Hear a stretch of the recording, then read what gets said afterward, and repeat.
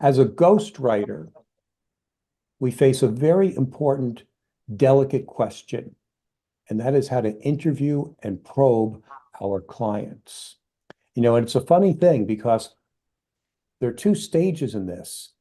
On the one hand, we are selling them and they are customers. And then after they sign up, they're our best friends, or they should be, because we have that trust established. So it's a different persona between the selling persona and now the service persona. And we're going to get into how we can build that kind of rapport so we can ask those deep personal questions that really make the book come alive. Hi, I'm Dan Janal. I'm the author of more than a dozen books. I'm a book coach, developmental editor, and ghostwriter. I help business and medical professionals write their books either as nonfiction or business fables. If you would like more information about my services, please go to writeyourbookinaflash.com, where you'll see lots of other great information. And we have more than 200 episodes of Write Your Book in a Flash with Dan Janal on YouTube. Check them out so you can write and market your book effectively. Well, let's get started. Our guest today is Chris Clancy. Chris has an amazing background as a journalist and will help us open kimono and show us how to really build rapport and get the information we need to write superb books. Welcome, Chris. Thank you, Dan. Did you just say open Komodo? Kimono. It's a high Kimono. phrase. Yeah, we're showing it all. We're showing it all. We're bearing I our see. yes, yes, yes. So, Chris, can you tell us a little bit about yourself? You have an amazing background. Oh gosh, thanks, Dan. I appreciate that. Yeah. Um, Amazing background. Yeah, so I started as a journalist right out of college, English major. And I worked for a very small free newspaper, the kind of thing that would show up, in the grocery stores out in Western Maryland, in a little town called Mount Airy. The Washington Post bought up all these local papers out there in the Maryland, Virginia area, all over the state. And so I worked for the Mount Airy Gazette, as just I guess you'd call it a cub reporter type of position. And I was the only writer for the newspaper. So that was covering a lot of local politics, hyper local politics. We're talking town council meetings, local planning and zoning commission meetings, these things that would take place, for 4 hours all night as people would, argue about where to put a well or, how to cover up a well. And always a lot of, kind of private golf courses that wanted to buy up farmers' land and disputes around that. Um, but one of my favorite aspects of that job was there was inevitably we had to fill up space with human interest stories, and there was a real art to that that I came to sort of realize. I was just interviewing local people with some type of you'd say unusual or interesting kind of either hobby or pastime or background. And the that was the kind of writing that I loved the most because it was just a one-on-one kind of spending some time with this person as they did something that they loved that made them a notable figure. So it was always, someone who was had a blacksmithing business in their garage, or a guy who had 15 miles of toy train tracks in his basement, just those kinds of people, notable people, the kind of thing that you might see on something like CBS Sunday Morning but with far less celebrity involved. Um, I loved getting to know those people in that kind of in that way, and then writing up their story from their perspective. It was a chance to be kind of, as a young man, who was, kind of word drunk. I love to get kind of novelistic with these with those stories. Um, and so from there, it just kind of I found myself. I went to New York and I was a business journalist for a number of different newsletters and things like that. And interviews would get very complicated very quickly. I was, always talking to bankers, talking to marketing agencies, and you have to sort of very quickly get acclimated to the inside baseball language that they were using. And so that was kind of another tool I had. Am I going on too long here, Dan? Oh, Should I slow this is down? good. This is good. Yeah. Okay, just making sure. Um, but kind of learning the more complex terms, and really sitting someone down and asking them to take time out of their busy day to explain things to me. That was a tool I picked up there that has really served me well moving forward. Cool. Thanks. Well, you have a great background. And as a marketing guy, I might have you readjust your resume to say that you were a cub reporter for a Washington Post affiliate newspaper or syndicate Exactly. newspaper. So, yeah, we always look for those kinds of bonuses. But yeah, I was a daily newspaper Yeah. reporter too, and writing feature articles was a real pleasure. But I tell you, building rapport with people can be difficult. I remember my very Yes. first assignment as a reporter was to cover, oh, a double murder suicide. And I had to speak to the son, the grown son, who discovered his parents who, basically decided they didn't want to live anymore. So they took some Oh my pills and gosh. overdosed and died. And it was pretty gross. But he Incredible. actually wanted to tell their story, which really surprised me. So tell me, how do you build rapport with your clients or your interview subjects?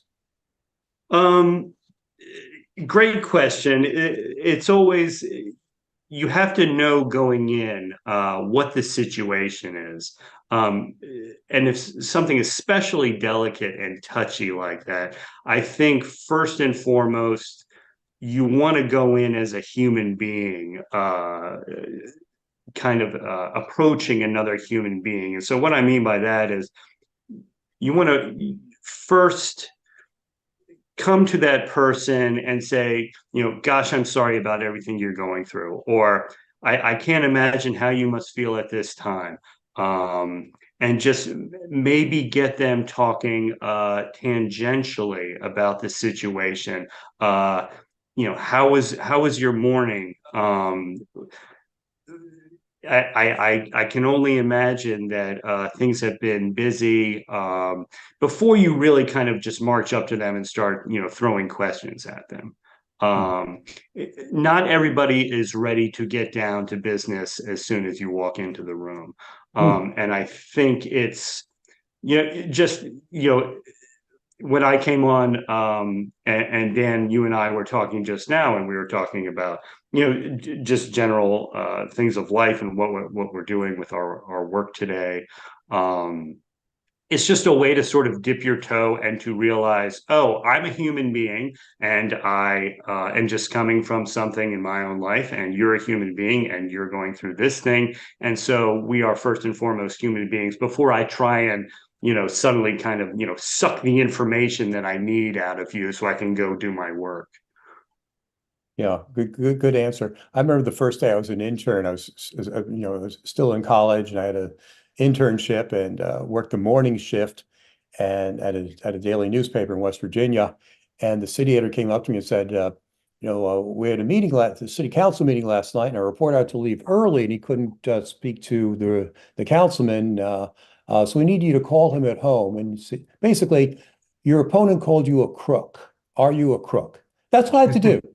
At 6 o'clock in the morning, I had to call a guy at home. His wife answers the phone. I need to speak to Charlie. He's in the shower. Well, I really need to speak to him because and how do you tell someone that someone's called you a crook? Right, right. Not the greatest way to start a conversation. It's like, no, I'm not a crook. Okay, great. He told the story. I got the quote I needed. It was like, really, this is this is a crazy business. But Yeah.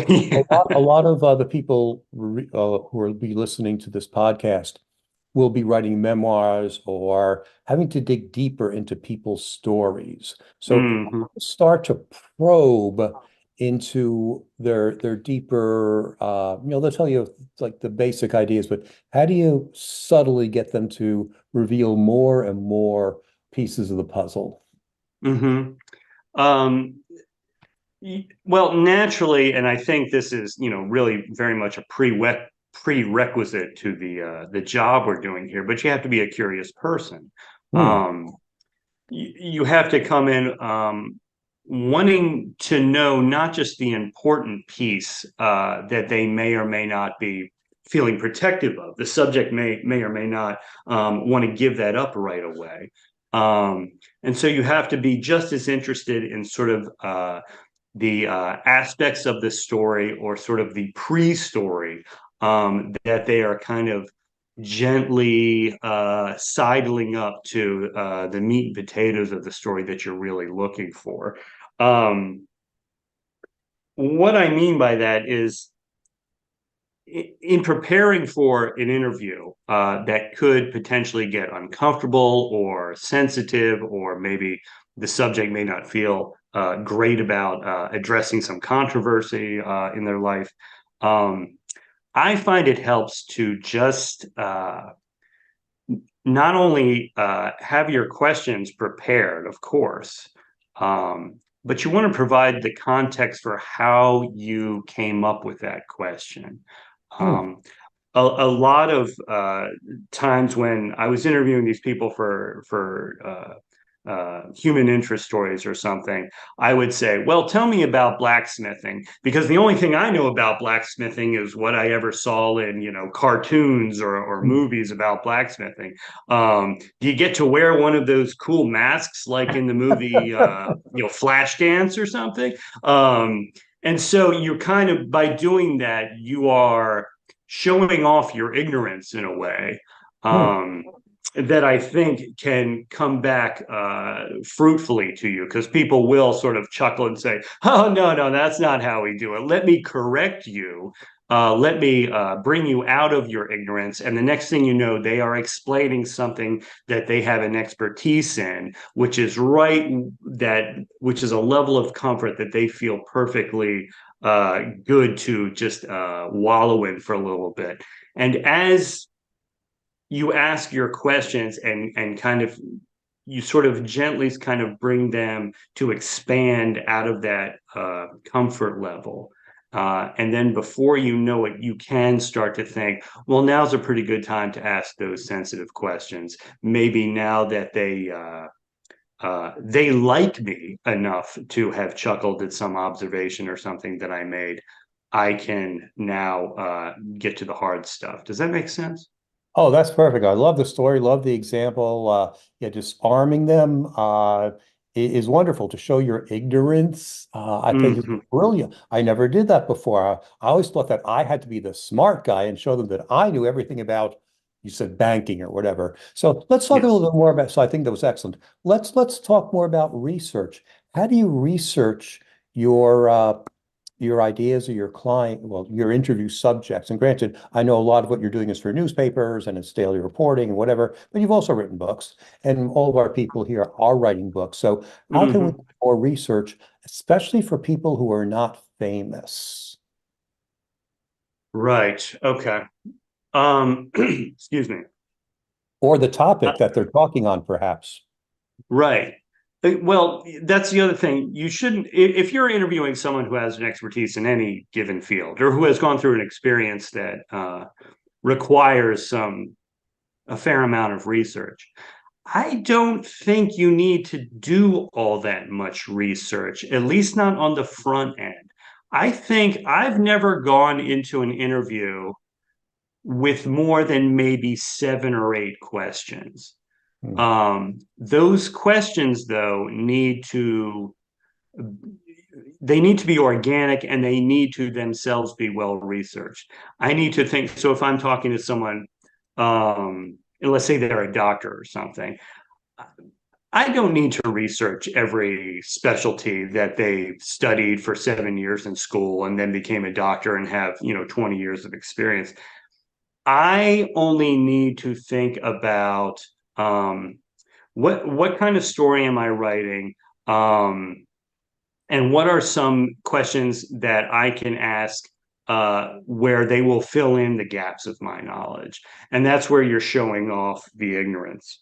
Um, they have to be good questions. You only need about 7 or 8 questions. They have to be good questions.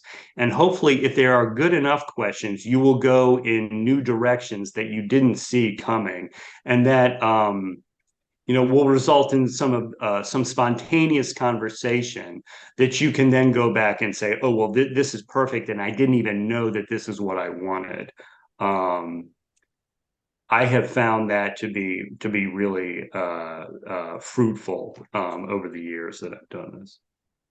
Oh, very interesting. I Yeah, love the fact that, these people may not be famous. They'll tell you their personal story, but you could research their topic and know yeah, more about that and see what, say, I'm working on a book now about customer service, and I can read about the trends in customer service, outsourcing to the Philippines, chatbots, AI, whatever. So I can ask some intelligent questions about those things. And they're the experts. They're the ones who know the answers, not us.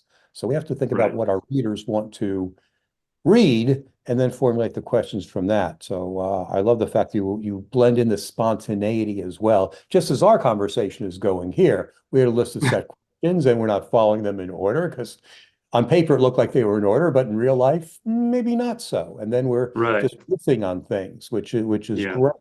Um, Let's talk about some difficult situations because we all have them. And, there are things that our clients do not want to talk about, or they really find it difficult to talk about, usually in memoirs, but um, other situations as well, which I'll bring up. And I have clients who can't tell stories, and I say, tell me a story.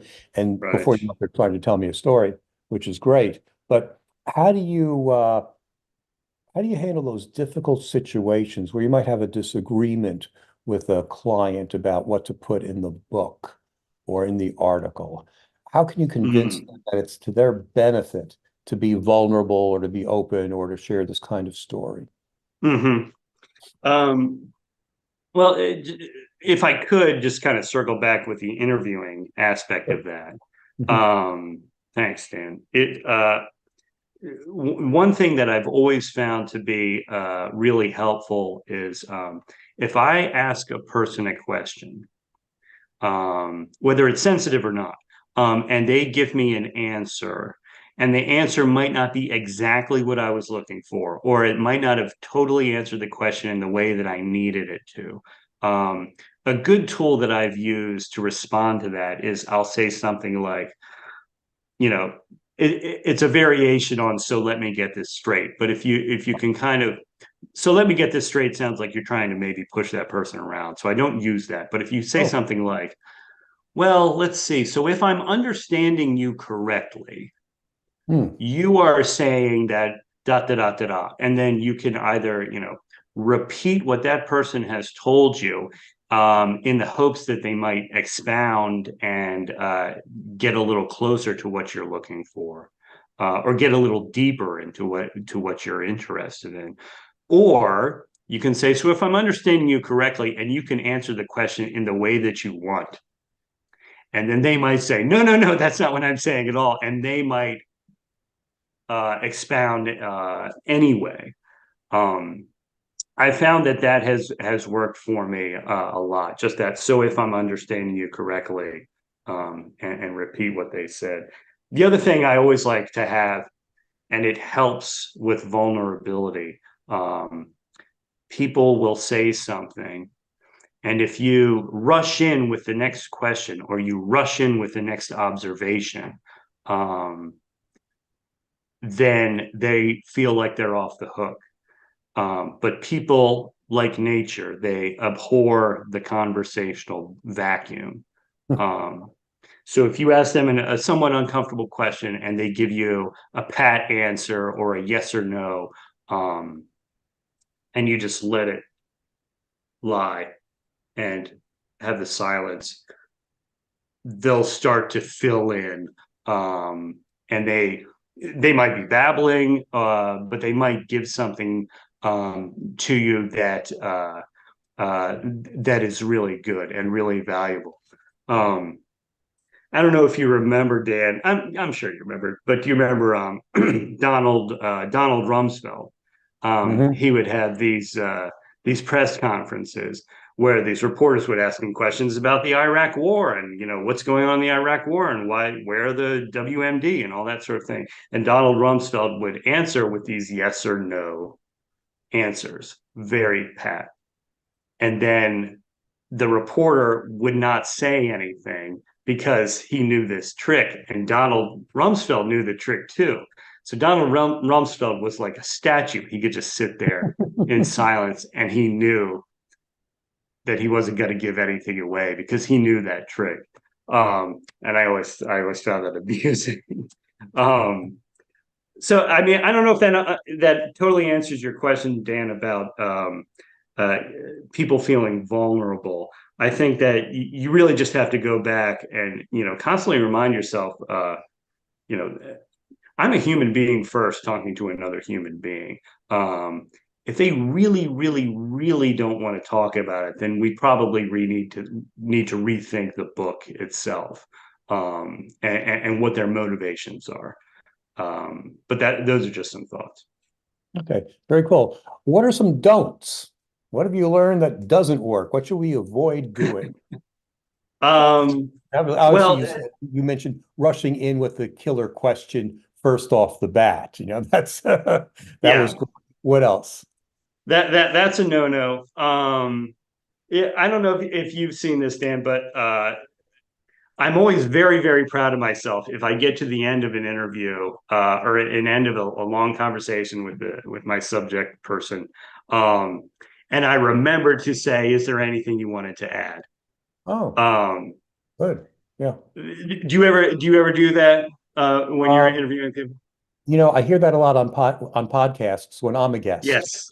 What question should I have asked you?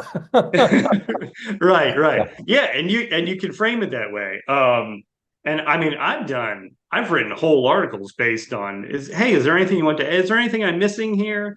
Oh well, now that you mention it, you might want to think about blah blah blah. And then the next thing you know, you're off on a completely new direction. You've got another story for your for the next day's issue, to be old school about it.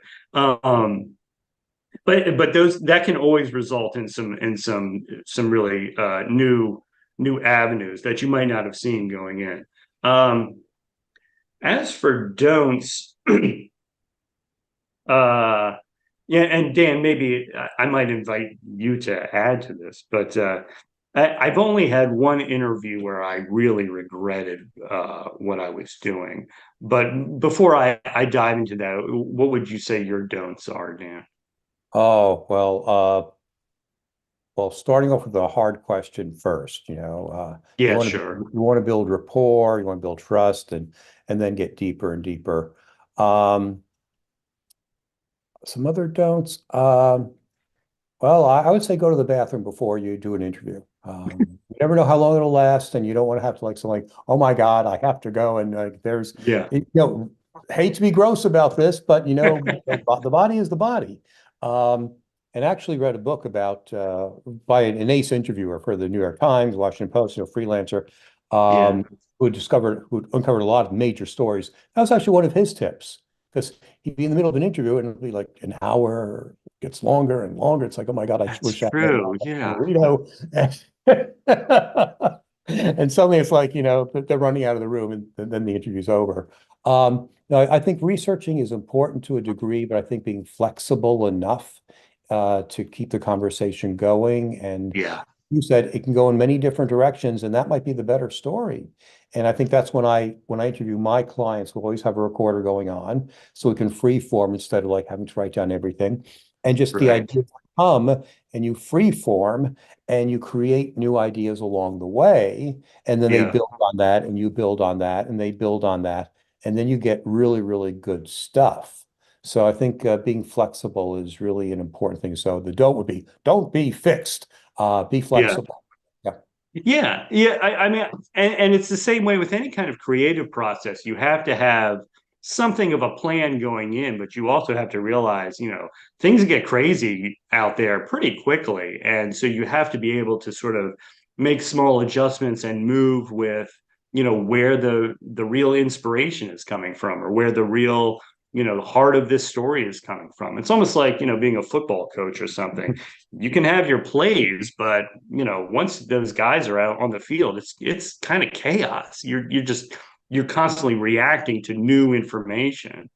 Um, and and if you're constantly reacting to new information, that's usually pretty good. If you're getting it all on tape, you can go back and say, well, I'll shape this in this or that way later. But as long as you're having a good conversation and that person feels like they're opening up and they feel like they're in good hands with you, then you're in a really good spot.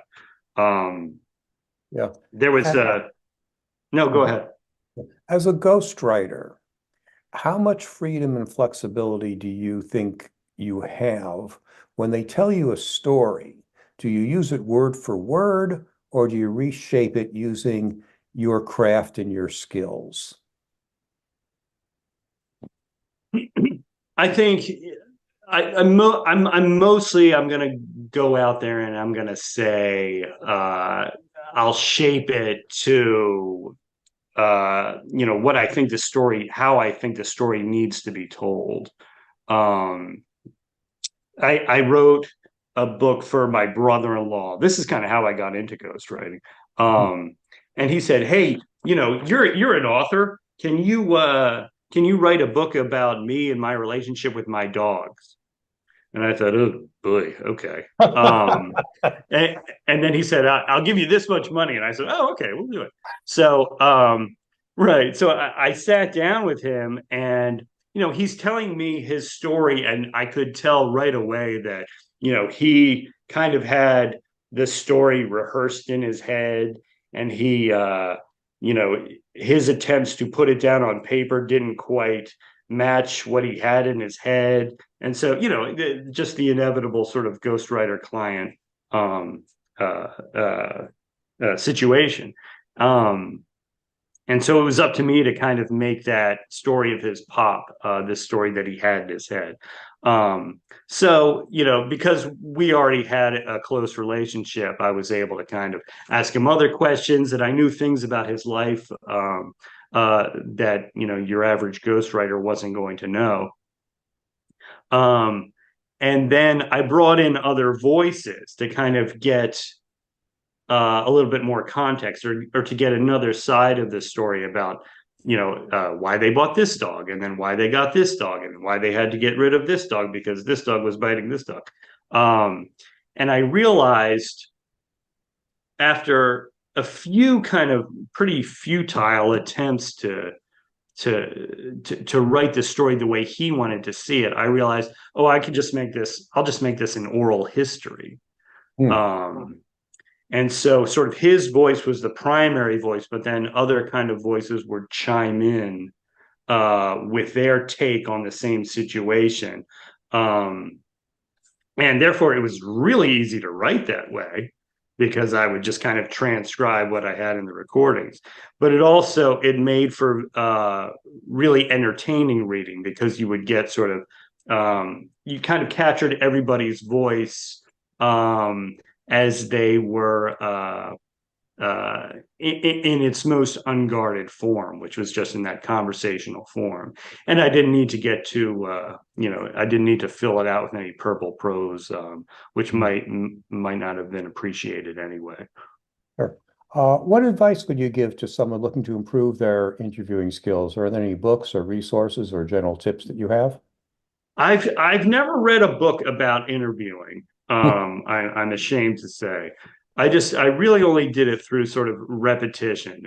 These constant little human interest stories, constant phone interviews, where I would, not be afraid to show my ignorance. I mean, I can't tell you how many times I had to talk to a mortgage lender for a newsletter called Home Equity News that I was the editor of, um, where I didn't wind up saying, okay, just please, can you explain this to me like I'm 6 years old? I Hmm. just don't understand what a credit default swap is supposed to be. You have to give me an example, and they would do it because they'd be happy to do it. Okay, let's say I loan you $10. and they would get right into it that way. So repetition is the way to go. And I would say if you ever find yourself in trouble, repeat their answer back to them in that, so if I'm understanding you correctly, and then just never forget to say, is there anything you want to add at the end? That's my best piece of advice I could possibly come up with. Great. So as we close out this interview, is there any question I should have asked you? And is there anything you'd like to add? Oh man. Oh, I do. Now I'm a tough I should have interviewer. prepared something. I should have. We should have started this whole new conversation, this fruitful avenue we could go down that way. Hold on. Let me take a look at it. Oh, my other thing is, I think you had an idea to ask me, Dan. You said at some point about sort of balancing that personal style of the interviewer with the interviewee. Where's the right balance there that you can kind of get where the person feels comfortable enough to talk freely, but you can also kind of get what you want. And I would say that comes through the questions. And that's why you really only need a strong handful of very thoughtful, very inspired questions. That's really what I think. That leaves you open for the spontaneity, and you can kind of go down blind alleys if you want, but you can kind of always circle back to these well thought out, well contextualized questions, where you not only are asking an intelligent question, but you're kind of letting the subject know where you're coming from in asking that question. I think that's really important. But no, to answer your question in my very long-winded way, no, there's nothing else I feel like I need to add. This has been great. I think you've added a lot, even though you said you didn't add a lot. You added a lot. Chris, as we wind up here, tell us, who is your ideal client and how can they get in touch with you? Oh my gosh. Let's see. My ideal client is someone who feels like they have some real advice to impart based on a large, maybe even a lifetime of experience. I love the people of a certain age who have seen some success in their career, who now want to show what they have learned over the years. That's my ideal client, someone who has those real pieces of advice. Right. And how can they get in touch with you? Oh, what should I just give? Email? I mean, heck, I'll give my home address if you want. What website is good? Oh, website. You can find me at clancypartners.com, CLANCY partners.com. That's the business that my wife and I run out of Nashville, Tennessee. Cool. Thank you so much for being with us today. And thanks everyone for listening. We have more than 200 episodes of Write Your Book in a Flash with Dan Janal on YouTube. Check them out so you can write your book in a flash. Thanks.